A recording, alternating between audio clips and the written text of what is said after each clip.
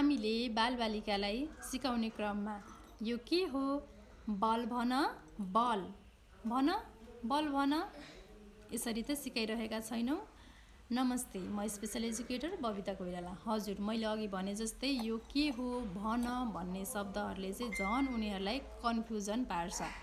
हामीले सिकाउन खोजेको त बल हो नि त, त्यही भएर हामीले बल मात्रै भनिदिने है। यो के हो, बल भन्यो भने उनीहरूलाई यो बल भन्ने शब्द टिप्नलाई, क्याच गर्नलाई चाहिँ गाह्रो हुन्छ। तीनवटा शब्द हुन्छ, यो के हो, भन, बल। यो तीनवटा शब्दमा कुन शब्द चाहिँ क्याच गर्ने त, हैन? कुन शब्द चाहिँ टिप्ने, झनै गाह्रो हुन्छ है। त्यही भएर हामीले चाहिँ जुन वस्तुलाई चिनाउन खोज्दैछौँ त्यसको नाम मात्रै भनिदिने। अनि नाम भनिसकेर एकछिन हामी रोकिनुपर्छ।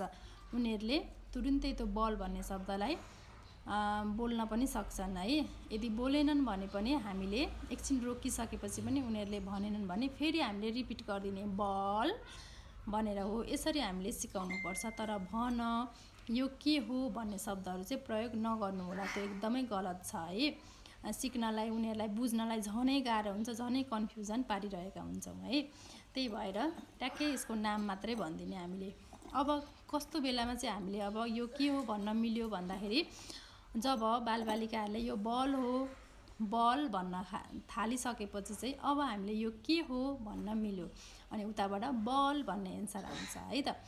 त्योभन्दा अगाडि चाहिँ हामीले यसको नाम मात्रै भनिदिने, ना कि यो के हो, भन भन्ने शब्द चाहिँ हामीले प्रयोग गर्नु हुँदैन कुनै पनि कुरामा है। बल होस्, जुनसुकै हामीले कुराहरू, वस्तुहरू चिनाउन खोज्दैछौँ, हामीले त्यो दुईवटा शब्द भन, यो के हो भनेर अरू बिचमा चाहिँ केही नबोलिकन यसको नाम मात्रै भनिदिने है त।